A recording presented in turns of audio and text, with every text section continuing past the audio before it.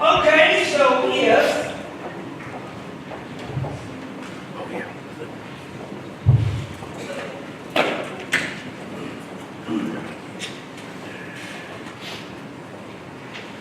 who's got their 3x5 with them? Some of you all don't know what I'm talking about, but if you were here last week, we have made a 3-part commitment for 2019. And everybody, you can see this however you want to see this, and we can certainly get you 3x5 cards, but we're going to focus on 3 things this year in a 3-part way of doing it. The very first thing that we're going to focus on this year is, and it's going to culminate coming up soon, is Jesus' cross. Now I want you to understand that the cross that Jesus carried was your cross and my cross. It wasn't his cross. It was his to bear, but it was ours. We deserved it. Now I think everybody in here can understand, I don't care how good you think you are, good is never going to be good enough. And because of that, Jesus came, he lived, and that's what much of the song was about. Jesus came and he lived a very perfect life, undeserving of really anything that was bad, deserving of beautiful things, yet Jesus took our sin. So between now and Palm Sunday, which is the Sunday prior to Christmas, we have committed, and some will and some won't, we have committed to right our besetting sin, whatever that thing is that you struggle with. We have committed to write this thing down and keep this list with us. We are going to focus on this list. We're going to pray over this list. And what we're praying is that when Palm Sunday comes, we're going to nail this card to the cross. And we're going to do this signifying that we are ready to have a different life. Okay? For the next week, for the very next week, from Sunday when we leave all the way until Resurrection morning, when we celebrate by having our early service that day, our sunrise service, we're going to then concentrate on Jesus' tomb. Our tomb. Our tomb. Because you see, when we commit ourselves to do something as this, there must be a time period of death in our lives. Because on Sunday morning, Easter Sunday, it's God's resurrection we're going to celebrate in our life. We're going to celebrate being brand new. So I want everybody in this room, if you are interested in doing this with us as a church, you can see, I've got some 3x5 cards back in my office. I'll be happy to have somebody go get them and bring them out so you can do this. But with that said, let me ask you this. Has anybody in this room ever heard of an app? For you old people, that's something you get on your phone, okay? So, and that's for you, Eddie, okay? No, just you. An app on your phone, it's called Waze. W-A-Z-E. Anybody ever heard of that? What does Waze do? Well, I'll explain it to you. Waze is a GPS system that you can type in your destination, and as you type in your destination, it will tell you the fastest route, maybe the safest route. It will tell you, just like most GPSs, if you go to Siri or TomTom or whatever, you can type it in and it'll tell you if there's possibly road construction up ahead or whatever it is. But you know what I thought interesting about Waze? Waze will also tell you this. There is a police officer at mile marker 43. Do you know the first thing that you do? What mile marker did we just pass?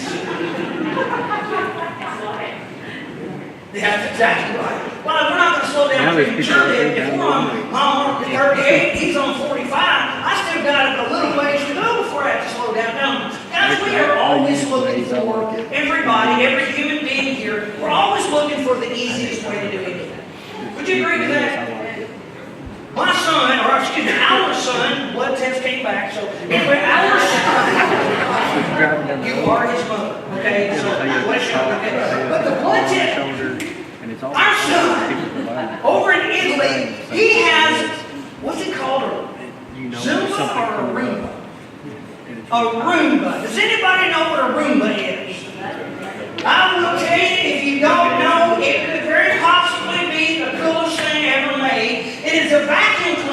that GPS vacuums your house every day at a very specific time. So if you happen to be home when Roomba takes off, lift your feet up, okay? Because if not, she'll just go right around the outline of your feet and go on.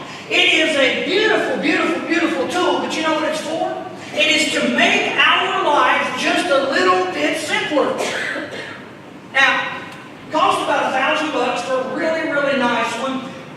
Anybody in here be willing to pay $1,000 so you never had to vacuum again? All right? Some people that are my age and older say, nah. The young people are like, yep, I'll do it in a heartbeat. We are always looking for the simplest way. So what I want you to understand is this. There's no simple way. This is tough. This is hard. You see, what goes on here isn't, oh Lord, I just want to be a good boy. What goes on here, you keep in mind, it doesn't belong to anybody else but you, and it shouldn't be looked at by anyone else but you.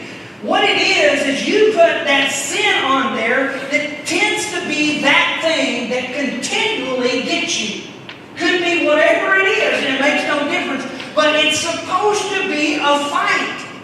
Guys, the Apostle Paul talked about, I have fought the fight of my faith, and I have finished my course. Now, there is in store for me a crown of righteousness. But if you think for 1 second that you and I can have a ceremony on Easter Sunday when we nail something to the cross and go, woo, hallelujah, I'm delivered, you've lied to yourself. This is a fight. Sin sets in. And let me tell you something about sin setting in. If it wasn't set in, then it would be because we didn't like to do it.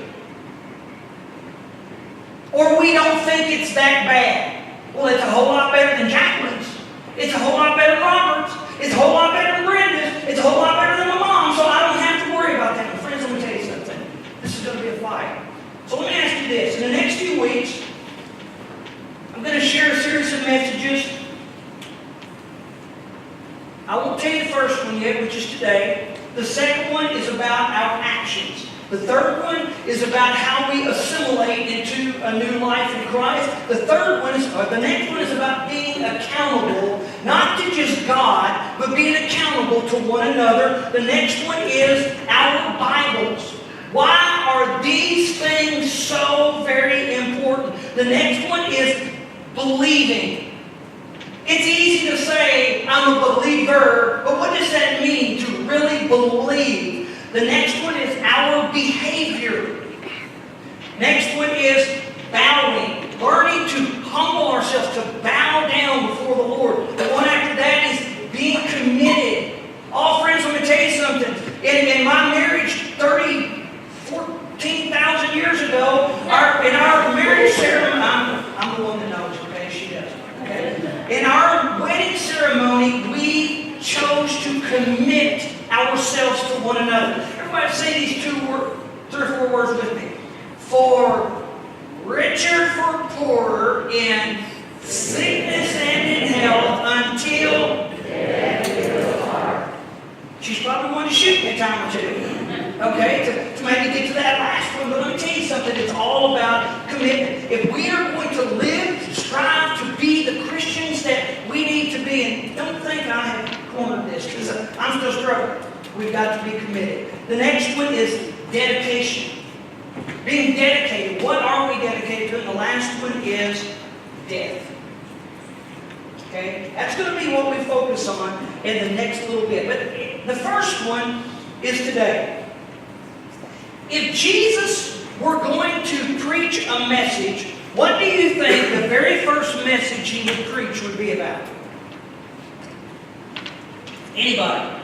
If Jesus were to come and preach a message here, and I'll never forget the very first message that was brought in this house. If Jesus were going to come here and he were going to preach a message today, what do you think it would be about? Anybody, what do you think? Forgiveness. Forgiveness? Love? Anybody else? Well, let's just see what Jesus did preach when he physically walked the face of this earth. If you have your Bible, I want you to open up with me to the book of Matthew. And I'm statement that Jesus said. I'm not talking about what we think He might be about. I'm talking about, let's look at Jesus and let's figure out what the most important thing on His mind was when He was going to begin His ministry to talk to people like me and Albin, or me and Terry, or any of the other jugheads in this room, because it is hard to get through to us sometimes. So the very first message that Jesus would preach would be about attitudes. Attitudes. Guess where I'm going with this? Matthew chapter 5. Let's look at verse 1. It says, now when Jesus had seen the crowds, He went up on a mountainside and He sat down. His disciples came unto Him, saying, and He began to teach them, blessed are the poor in spirit, for theirs is the kingdom of God. Blessed are those who mourn, for they shall be comforted. Blessed are the meek, for they shall inherit the earth. Blessed are those who hunger and thirst for righteousness, for they shall be filled. Blessed are the merciful, for they shall be shown mercy. And blessed are the pure in heart, for they shall see God. Blessed are the peacemakers, for they will be called sons of God. And blessed are those who are persecuted because of righteousness, for theirs is the kingdom of heaven. Attitude is everything in our Christian walk. If you and I say that we want to lose weight, if you and I covenant together that, all right, I need to drop 20 pounds, or I need to drop 5 pounds, or I need to quit smoking, or I need to quit dipping, or I need to quit drinking, or I need to quit anything, I'm going to tell you right now, it's not a secret, if your attitude is not where your attitude needs to be, you will be unsuccessful. When I get into my pants and I try to put them on and the button likes that much coming together, my attitude tends to change. You see, I can easily say, let's go to Walmart, or let's go to Goodies, or let's go wherever, and I'm just going to buy me some bigger clothes. That means I've got the wrong attitude about what's going on here. You see, my life is in a state of expansion. And I don't want my life to be in a state of expansion. I want my life to be in a state of contraction. I don't want to spend $200 on a new wardrobe because I'm a tightwad. What I want to do is get back into those. How many of y'all got jeans or something in your closet right now? Jeans, dress, got some giggles going on already. Jeans or dresses, shirts, or something in your life right now that you say, I'm not getting rid of this because I'm going to get back into these one day. And let me tell you something. When you, tell me if this is true, when you go on a diet, that is the telltale sign that I have reached the promised land. Because your bridges now fit. Okay? Guys, let me tell you something. It takes attitude. The right attitude to get everywhere. Every one of us in this room, we've got the wrong attitudes at times. Everybody agree? Doesn't mean that you're an attitude problem. It means that sometimes in your life, in my life, I have the wrong attitude. So Jesus began by saying, if you want, now keep in mind, this is His first public message.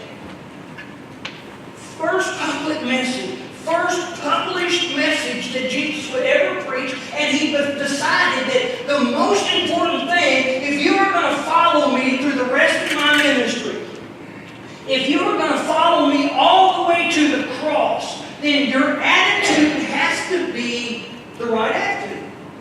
Everybody in here, we're all guilty of this at times. Everybody, we're guilty of this at times. So let's just take a look at what He said. First thing He said, blessed are the poor in spirit. How many of you all have looked at the Beatitudes before and you really didn't quite understand what they mean? I mean, it's easy to read the words, but what does it mean to be poor in spirit? Well, how do I know if I am financially poor? When the electricity might be off at that moment in time in my life. Could be financially poor, or could be like me, just got to pay the bill for 3 months in a row. I'm cheating. True though. Okay? Blessed are those who are poor in spirit. You see, I realize that I'm financially poor when I don't have the means to take care of myself, when I don't have the means to do the things that I need to do, not let alone the things I want to do. There comes a moment when we have to understand that. Is my spirit poor in the big understanding of things? Jesus said, blessed are the poor in spirit. Everyone in this room, you can look at your bank account and you can see if there's a bunch of zeros before the decimal point, then that means that you're probably poor. Well, what are the signs for us to look at our spirit and see when we are poor? Well, have our actions, have our thoughts, have our deeds, has our mouth, has our body done things that are not pleasing to God? And guys, if you and I can admit that and it breaks our heart, then we are poor in spirit.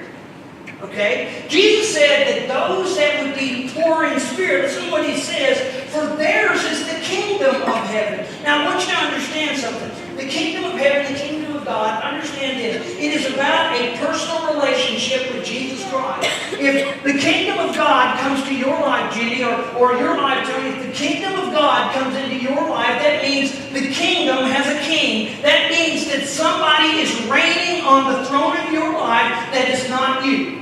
Okay? Blessed are those who are poor in spirit, that recognize that in our own deeds and our own actions, we have done something to offend God. You know what the problem is? We have negated the severity of the sin in our life.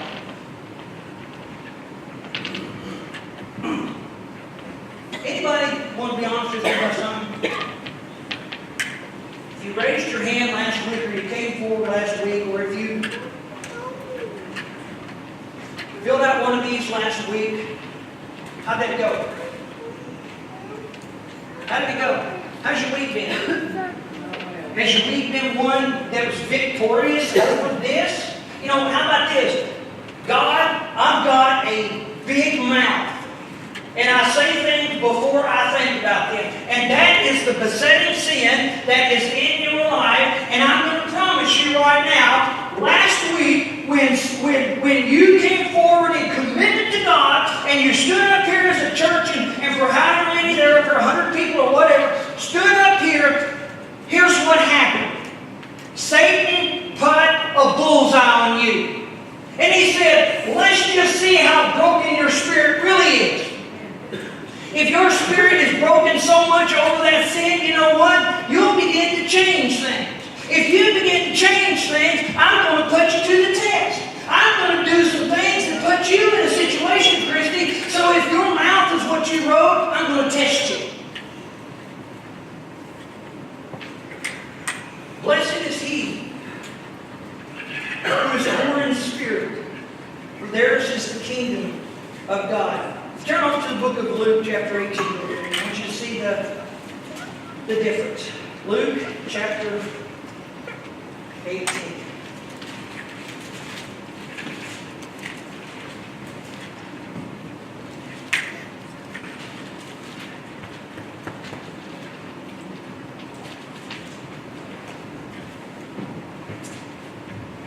See who you're more like. Luke, chapter 18. Verse 9. To some who were confident of their own righteousness and looked down on everybody else, Jesus told this parable. 2 men went up to the temple to pray, one a Pharisee and the other a tax collector. The Pharisee stood up and he prayed about himself, God, I thank you that I'm not like other men, robbers, evildoers, adulterers, or even like this tax collector. I fast twice a week, and I give a tenth of everything that I get. But the tax collector stood up at a distance, and he would not even look up to heaven, but he beat his breast and he said, God, have mercy on me. I'm a sinner. And I tell you that this man, rather than the other, went home justified before God. For everyone who chooses to exalt himself shall be humbled, and everyone who humbles himself shall be exalted. You see, one person here was very poor in their spirit. They recognized who they were. They recognized that they were not the man that they needed to be. They recognized that as a tax collector, he had cheated people, he had wronged people, he had taken money that wasn't his, he had done all of these things, and before God himself, he began to be broken in heart. And his spirit became cognizant of the fact that his spirit was poor before God. Let me tell you about my spirit. Let me tell you about your spirit. If you're a believer in Jesus in this room, let me tell you about your spirit. Your spirit is the spirit of a prince. Your spirit is the spirit of royalty. God did not call us to be commoners. When he called us to salvation, he made us, the Bible says, a royal priesthood. Servants unto God. I am joint heirs with Jesus Christ himself. Friends, my spirit has to be poor before God. I have to recognize that when my mouth runs to check my rear end can't cover, I need to say I'm sorry. I need to be sorry. When I do things that I know hurts God, I need to be sorry for it. How many of us are? You want to know why?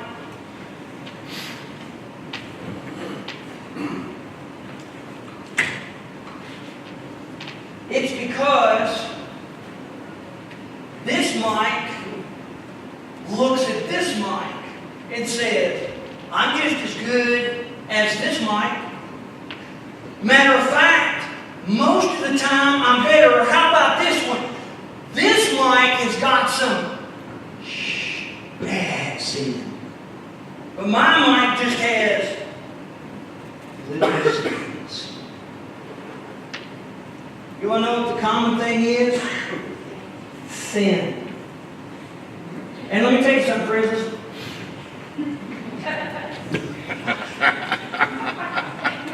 Let me tell you something, guys.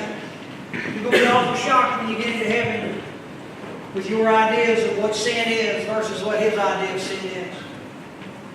We're going to be awful shocked when we go before the Lord and we have this discussion about all of the things that I said, all of the things that I've done, all of those things that I didn't think anyone else knew about, or all of those things that I just happen to look at Brenda and say, well, I'm better than her. Or I happen to look at Joey and say, well, I know what he's got going on, and whoo, his is horrible, but mine's not that bad. Friends, we must have the right attitude. Sin is sin. Sin is sin. The Bible says for all have what? Sin. It doesn't say for all have fornicated. It doesn't say that all have lied. It doesn't say that all have drank too much, all have a mouth on them. The Bible says for all have sinned and fallen short. What does sin mean? Falling short of the glory of God. In other words, if I am a microphone and I am looking at other microphones, I'm going to automatically say, well, I'm just as pretty, I'm just as good, I'm just as nice as they are, but we're looking at the wrong example. You want the example? It's the man who walked perfect upon the face of this earth. Anybody ever heard that old saying, turn the other cheek? Alan, I'm not going to do this, buddy. I know you beat me up, all right? So. But I do need your beard. Now, Alan's got a pretty impressive beard. I don't know if y'all think it's impressive or Holly thinks it's impressive, but I like it, so don't worry about her. Okay? I like your beard. But the point is, the idea of turning your other cheek, what does that mean? Well, it's easy if somebody just thumps you a little bit. On this one, it doesn't hurt. Go ahead, I'll turn the other one. But the Bible tells us that They plucked Jesus' beard out. Now, Albin, I'm going to need your help here, pal.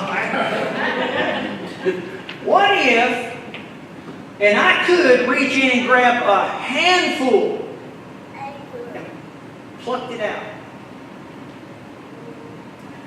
How willing would you be to say, well, go hang at the other side? I mean, seriously. First of all, I think it'd probably knock me out. Okay, but hang on. That's recognizing how hard it is to live up to that standard. Okay? Because that's the standard that we have to live up to. That's what goes to, friends, listen to me. That's what goes to heaven. That's the standard it takes to be in the kingdom of heaven. That's the standard. Can you reach that standard? Nope. Can I? Nope. The Bible has said my righteousness is as the filthy rags. In other words, the best I got to offer is dirt. And he said, that should break your heart. That should break your spirit. And once your spirit is, hang on, once your spirit is broke, oh man, the kingdom can come in. You get it? How many go? Your story goes something like this. You sat in church for years. You heard every message.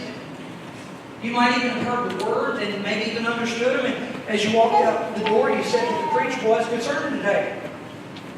But your spirit left completely unchanged. And then one day, something happened in your life and God showed up. And as God showed up in your life, it was like everything that preacher or everything that song or everything that the Bible said began to speak to your exact issue. And it was that moment when it began to speak to your exact issue that your heart became pierced, your spirit became broken before God. And it's only when your spirit is broken before God that the kingdom of heaven can come into your life. Until that moment happens, friends, I'm telling you, you can walk the aisle 1,400 times and it's not going to mean you are saved until your spirit is broken before God. And that has to be our attitude, a broken spirit. So if you're a Christian in this room, let's look at it differently. I'm not going to get very far. If you are a Christian in this room and you knowingly sin against God, what does it do to you? Well, how does it make you feel? Everybody want to be quiet on this one? How does it make you feel? Terrible. Terrible? Guilty? All right, so let me tell you something about your spirit. Now, I don't mean this harshly, but your spirit didn't care enough to fight against it. Your attitude was wrong in that. Guys, that's why Jesus said, you want to know what attitude is? If your hand causes you to sin, what do you do to it? You cut it off. That's the attitude that he's saying. If there's something in your life that does not belong in your life, and the Spirit of God begins to convict you about it, it must be the same thing. The hand must be severed from the body. He also went one further and he said this, and if your eye causes you to sin, what? Pluck it out. Why does he say remove that and pluck that out? In other words, your attitude has to be of one saying, this has no place in my life. Second one is this. Get back to it. Blessed are those who mourn, for they shall be comforted. It ties to the first one. I want you to really think about that. It has to be something that we are mourning over. Let me explain this in a simpler way. Please look right here, and I'm going to try to be callous, okay? Every one of us have gone to funerals. Every person in this room. Have you noticed that the closer to the front of the funeral home, the more tears there are?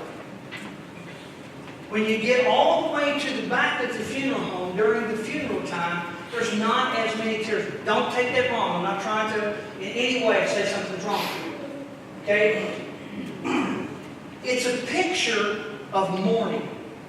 Okay? Though, listen, those that are most connected to the deceased. Those who love the deceased. Those that are connected will understand what they've lost. They will understand what's gone here. Oh, we can try to give people hope and tell them about heaven, tell them about Jesus, but people still experience that sense of loss. Where people in the back of the room that don't have the same emotional connection to the people in the front row of the room, which are one of the family, those people in the back, they'll even say an amen in there. Oh, but you'll see your loved one again. In the back under the breath, they'll go, amen. How come people up front an amen? Because they're broken. Because they're mourning. Their spirit is just broken. Friends, he said that has to be our attitude. That has to be our attitude. One that we mourn over the junk that's in our lives. And listen to me. It doesn't matter what your junk looks like. It matters that you recognize that your junk doesn't look good before the Lord. And it must break our hearts. I've shared this before. Brenda and I were going to divorce a few years back. And you get to that point in your life where it's okay. It's okay. Hey, not even going to fight about it anymore. Whatever you want, you can have it. I don't care. I just don't fight no more. You get to that.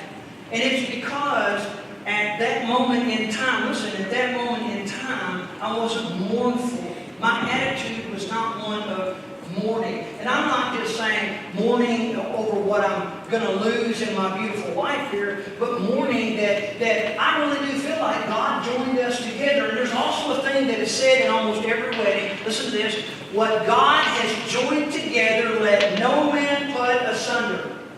In other words, if God joined you, let nothing separate you. And you see, it was only at that moment, at 3 o'clock in the morning, it was only at that moment when that truly set into my life and set into her life that we became mournful that, you know what, we weren't the husband and wife that we needed to be. Oh, you'd never know it. We could put on a good act in front of everybody. We could smile and say, hey, how you guys doing? We could do all of that. But until we were connected in our spirits, mourning over what we were going to do the very next day, there couldn't be any fixing. And friends, listen to me. That's where salvation comes into every person's life. You remember that moment in time? And I pray that you do when you broke. I mean, you broke on the inside. You recognize my sin is bad. I have hurt God, and I am deserving of the punishment that God gave to Jesus. I'm deserving of that cross, and I realize that there's a real hell. And because of that, I don't want to go there. And your heart was broken. All you wanted was for the preacher to shut up so you can just walk the aisle, and get up here and give him your heart. Friends, I pray that you have a moment like that in your life. I really do. Every 6 seconds, somebody goes on to be with the Lord, or goes on to their eternity. And the truth of the matter is, I don't know how many people actually go on to be with the Lord. I think if we look at church rolls, I think they might lie to you. Listen to me, please. I'm not going to say anything about that.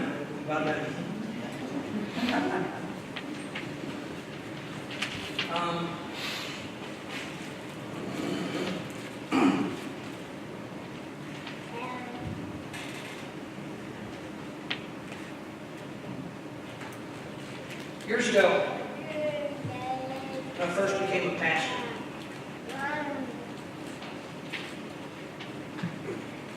I was as busy as I am now in some ways and busier in other ways. We had 3 children. We were running all over the place, all the time, ball game. Everybody, any parent or kid, you know what I'm talking about. Ball game, hot dog. You know, that was our diet and that was our life for many years. But I accepted the call to become a pastor. I felt like it was something God wanted me to do. We had a big church blow up. And some people told me, "You're not a very good pastor. You're not my pastor at all. You're not good at it."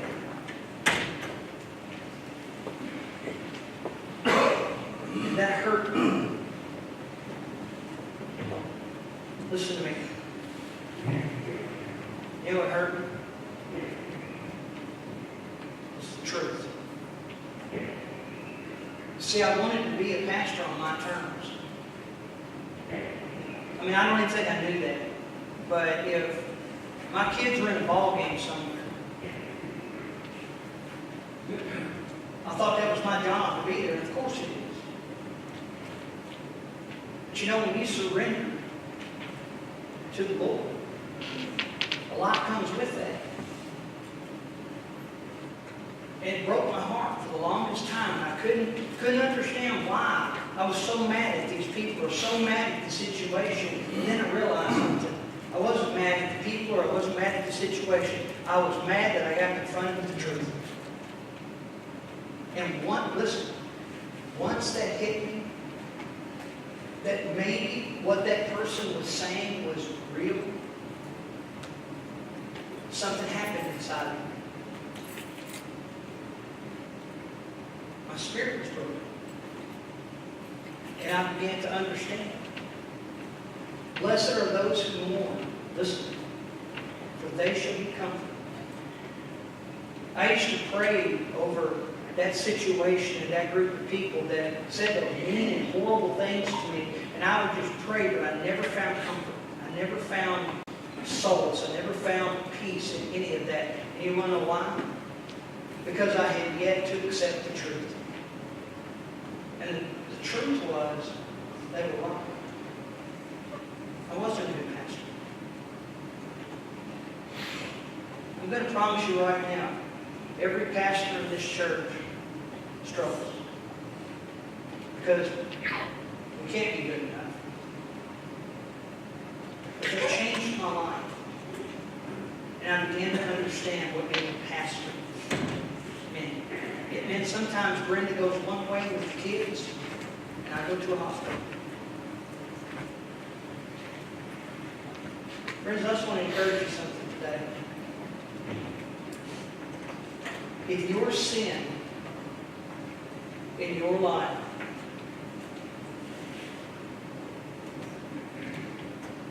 you don't have to write it down on a piece of paper. I would encourage you to do so. I'd encourage you to keep this with you at all times. I'd encourage you to pray over this, because all this does, it's meant to break your heart. It's meant to break your spirit. It's meant for you to mourn over. Because when you and I begin to see our sin in light of our beautiful Savior, we have no sin. It's only then we can find what God has for us. So I just want to encourage you. I don't know what you're doing within here. I'm done. See, look. I don't know what you're dealing with in here today. But your attitude will either keep you in your chair, dealing with it, or not dealing with it. Or you can say, you know what? It's time for me to be honest. It's time for me to confront this. It's time for me to walk an aisle, to kneel at an altar, to show myself. It just breaks my heart that I'm this. I'm this. I need deliverance from this. You know, I'm still married to the lady of my dreams. And I wouldn't have given you 4 cents for our marriage that night. Until I became broken. Because you see, listen, I'm going to third time. It was when that brokenness hit me of what I was doing to her, what I was doing to my family, what I was doing to my children, what I was doing. It was at that moment in time in my life. I can go all the way back to the moments when Brenda used to go to church without me. Y'all really just need to play with. When Brenda would go to church without me, when we first started having children, I didn't want to go to church. I'm probably like some of you in this room right now. Didn't want to go to church. There were better things to do. She would get up and she would go to church.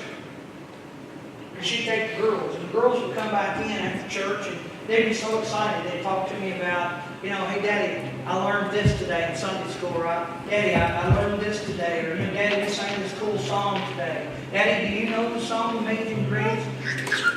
And I still didn't want nothing to do with it. Because you see, I can find fault with everybody in that room. Bunch of hypocrites. Bunch of people I don't want to be like. I want my life to be on my terms. Then I heard Brenda say something one day. I heard her say that since I wasn't going to man up, it was her job to make sure that our children had an opportunity to go to heaven.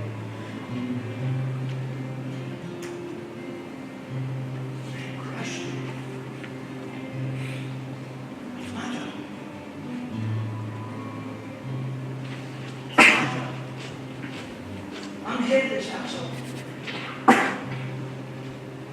And I'm letting my wife do something that's mine to do. It wasn't an egotistical thing. See, God broke my heart. And when God broke my heart, my spirit changed. And I began to mourn over my sin. And I tell you what, I found Jesus. My wife does not have to be the spiritual head of our household anymore.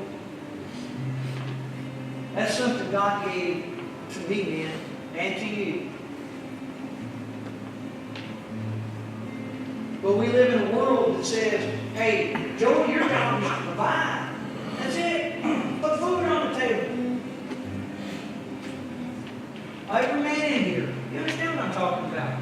The world has convinced us of what our job is until you are broken before the Lord and you realize your job is not to put food on the table only.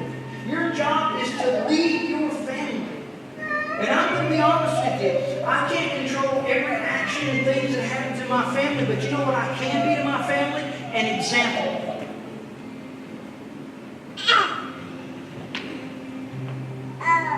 But that only comes after your attitude is acknowledged. So in this room today, you've either got the right attitude or the wrong attitude. And I'm not saying a good one or a bad one. You've either got the right attitude or the wrong attitude. There is nothing more important than you being here right now.